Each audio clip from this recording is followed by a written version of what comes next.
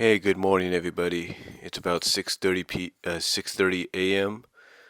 Pacific time, and is the first day of school here in the Central Valley, mostly the Patterson and Modesto regions. So at least some things will get a little bit more peaceful around here over the next few hours, at least until about 2:45, 3 o'clock. Because ironically, I gotta go to work at 3:30 and then work till 11. So, anyway, I thought I'd talk about something here. Vorahk295 has two journals that he pointed out. One he just recently did this morning, like about a few moments ago, and one that he did back on May 29th of this year. Now, I want to talk about first of all the May 29th one, since that's the first one he did this year, or at least one of the first ones he did this year or this summer. And I want to talk about that for a second. You see, he entitles it basically not a good benchmark. And basically, he points out, how some people kind of find flaws and put blame on the whole Sonic and Sally relationship, and how they put blame and find flaws with Sally, being around other potential suitors. And the way I look at it, the reason Sally always ends up with Sonic, to me, basically it's because Sega, and mostly Sega of America, they're following the old adjective of the hero gets the girl. That's basically it. The hero always gets the girl, gets the lead female, always gets the princess, which Sally is. Always ends up getting the lead woman on the team, if something like that. So, to me, that's exactly why Sonic has always ended up with Sally.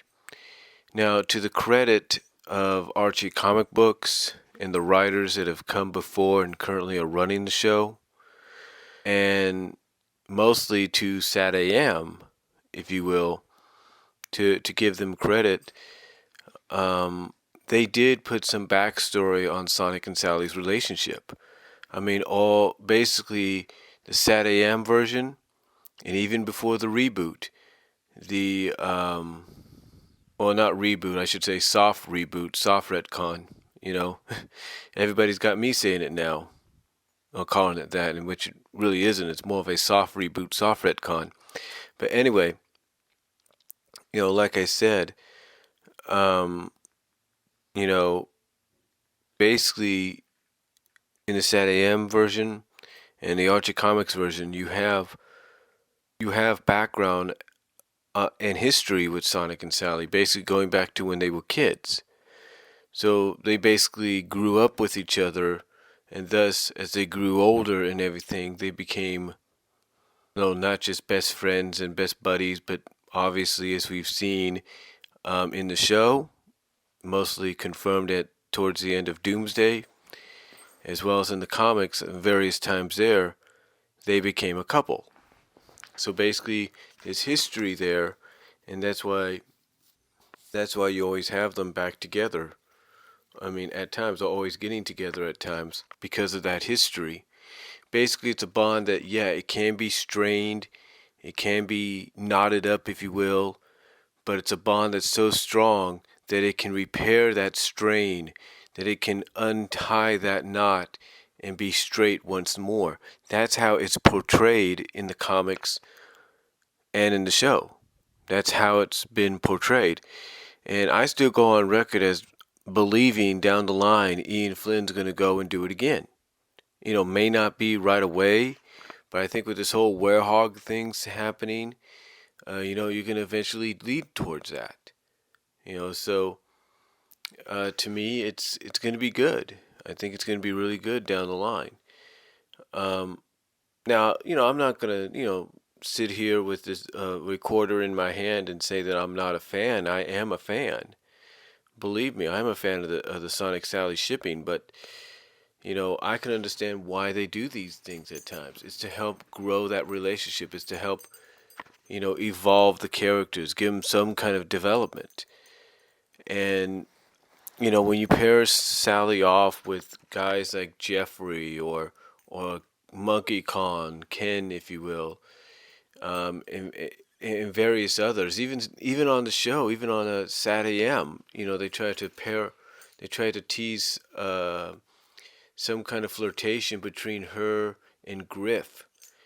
Um, in the season one episode, I think it was trying to think of it. I think it was not. Well, it wasn't subsonic. It was something. I can't think of the episode right now. The Warp Sonic? Maybe it was. I think it was. I can't remember.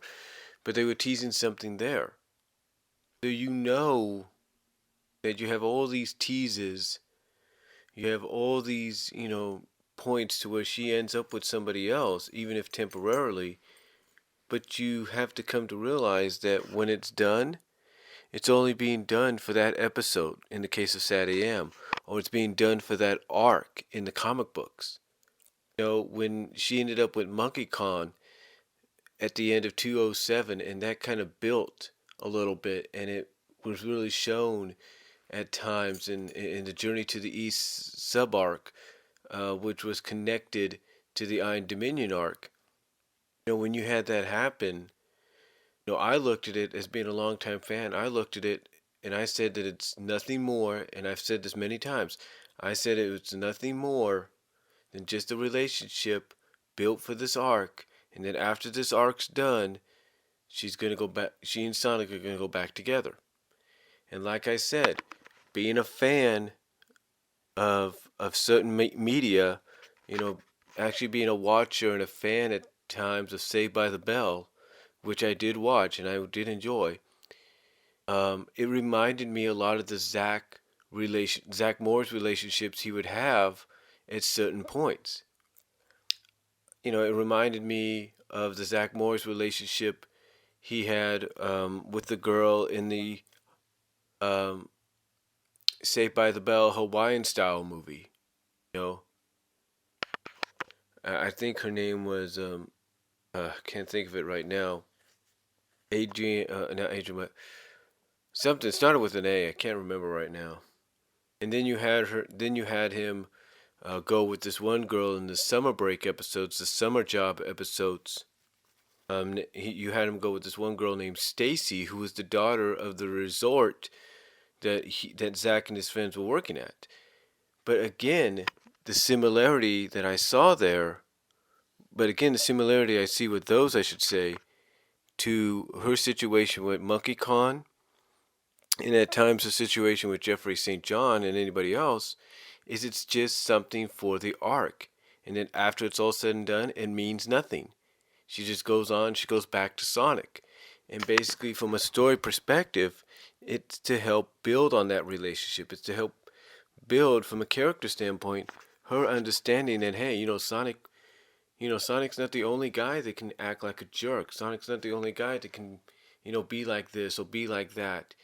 And that it gives her a better appreciation and understanding that, yeah, Sonic can be like this at times, like the way they act at times, because they act similarly to him, in certain ways. But it's a side of Sonic she has to learn to appreciate and understand that, okay, this is how Sonic's going to be. And I'm not going to change that. I just got to accept him for who he is. I got to accept and love him for who he is. And that's called character development, no matter how you look at it. So you can't go out and put the blame, on her relationship with other guys because, of who she gets involved with. It's all about character development. And the same with the relationship. It's all about developing the characters and trying to make that relationship stronger and stronger and stronger, and give it more importance. Some fans will look at the recent, reuniting, if you will, back in 222 that was built up, believe it or not, from the end of 211. It was just built up for about 12 11 issues, almost a year's worth of build, believe it or not, a year's worth of build. And here you have her after a year's worth of, here you have it, a year's worth after build, basically set up and done in 222. And sure, the only reason it was built up, for that long was to break them up, if you will, or basically separate them 8 issues later. Fine. It was to make the whole Sally getting, Sally's, sacrificing herself to robotization and then later on weaponization. I mean, sure, it may have made him, sure, the reason it was done was to make that situation more tragic. And it was. It was. But here's the thing, and this ties into his most recent journal post on DeviantArt, which was asking the question, was it intentional? It's a journal he did this morning. It's basically about Sonic's attitude and how he acts sometimes towards certain characters. The thing with Sonic's attitude is he's not trying to act like a jerk. It all depends basically on certain writers trying to understand how Sega wants him portrayed, okay? They try to basically portray him in a way that, they feel Sega might be okay with. That's, okay, it's an original portrayal done by Archie, but it's also, in a sense, very similar and very, in canon game-wise with what you see in the games. And yeah, not a lot of people are going to agree with some of the, ways he's portrayed, if you will. I mean, 178 to 179, you got moments there where he does, he acts that way. Hey, you have, like I said, you have moments there where he acts that way, but here's the thing. Here's the catch. He does show maturity towards the end of that arc by apologizing for acting like a jerk. And when you hear it from his point of view, him dating Fiona wasn't because he was acting like a jerk. It was mostly because he felt he was doing the right thing because he didn't want to see his young buddy, his little bro, Tails, get hurt. By trying to flirt and try to get with Fiona, who, as we found out in the comics back then, is like 5.5, 6 years older than Tails. Actually, I think more along the lines of 5 years older, or 4.5 years older than Tails. So, in his heart, he felt he was doing the right thing. He didn't realize he was being a jerk to Tails by not, just telling him, hey, I'm doing this for your own good. I'm doing this to help you. And, of course, the way he acts, he would act towards, some of the villains. Well, that's, he would encounter some of the villains, the way he would act towards them. Well, of course, that's typical Sonic, especially what you see in the games. He's going to act that way. That's just in his nature. And maybe the writers, whether it's Ian Flynn or past writers like Ken Penders or Carl Bowlers or Mike Gallagher, or even writers that step in every now and then, like Tracy Yardlin or this new writer, I can't think of her name right now. They step in and write the stories. They're basically trying to, like I said, write Sonic's attitude to a point that it can have a little originality put into it, but it's also very close in similarities to what Sega likes to have in the games. So, so to me, that is why you have Sonic act the way he does. And you might say, well, he acted the same way. He acted the same way towards Sally, even when she was roboticized and weaponized. And yeah, he did, but there were times he tried to snap her out of it. He looked her right in her robotic eyes, if you will, which is true, her robotic eyes, and tried to say, snap out of this. This isn't you. Try to overpower that control. And, yeah, there's no doubt he gave some snappy, remarks towards her. Like, she would say something about where were you when the brains were handed out, sort of a reference to a Sat AM episode, which was, I think, Sonic's Nightmare. And Sonic's like, okay, well, you're just being rude right now. And yeah, he realized that on a mission, while trying, I mean, here's how you gotta look at it from a character's point of view. Here's how you gotta look at it on a character's point of view. He's trying to help his friend, he's trying to save his friend, but he also realizes that at the same time, until he and his friends find a way to get her back to normal, to subdue her, to subdue her, probably help her regain her free will first, and then get her back to normal. She's just like any other villain, so he's got to treat her as such. The only thing is he's got to be more careful about how he approaches and attacks her. So to me, it's just, the writers, depending on who they are or were, trying to portray Sonic as, Sega portrays him in the games, and maybe with a little originality. So, is it intentional that they do it? Not really. They're just trying their best by adding a little originality. They're trying their best to basically say, okay, Sega, we're giving you Sonic the way you portray him in the games, but we're adding our own little originality to his personality. So, to me, is it intentional? No, I don't think it is. And again, going back to, the other journal he did back in May, you can't really put blame on anything like Sally's relationships that she's had, because those have only been temporary. It's like I said, if you go back and you watch Saved by the Bell, you got Netflix, go and watch Saved by the Bell. You go and watch the summer episodes, and you'll see exactly a similar situation there. You go back and you watch Saved by the Bell Hawaiian style movie, and you'll see a similarity there. These were basically romances meant that Sally was put in, meant for those arcs and those arcs only, or those situations and those situations only, and then they were no longer existent. I mean, like I said, as soon as I saw the ending of 207, I'm like, you know what? This is only going to last to the end of the arc, and that's it. And it did. It did. It lasted all the way through the rest of the Iron Dominion arc, and all through the Journey to the East sub arc. That's all it lasted.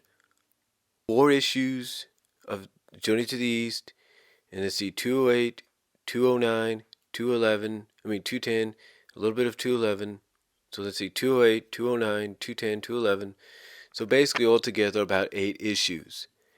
8 issues out of basically what was a year-long plus story arc that it reintroduced us to the Iron Queen and the Iron Dominion as new antagonists, and basically showed us that Eggman's not the only villain out there that Sonic and his friends got to deal with. So overall, I really do not think it was so overall, basically, I do not look at Sally's relationships with other characters as a reason to blame her. I don't see her blame her for anything, or blame the writers for anything. I don't see it, I don't see her relationship with Sonic, as to be a blame for anything. I look at it as basically character development for her and for Sonic, and as for them as a pairing. And as far as Sonic's attitude is, I don't see it as intentional. I see it as basically them trying to portray Sonic as Sega has portrayed him in the games, but with their own originality thrown in as well. That's how I see it. So, Vorahk295, hopefully you're listening to this, and I hope my response to you is good enough, and perhaps you could take your time and rethink. Maybe there is something there that I've said that makes some sense. So, till then, God bless, take care, I am out.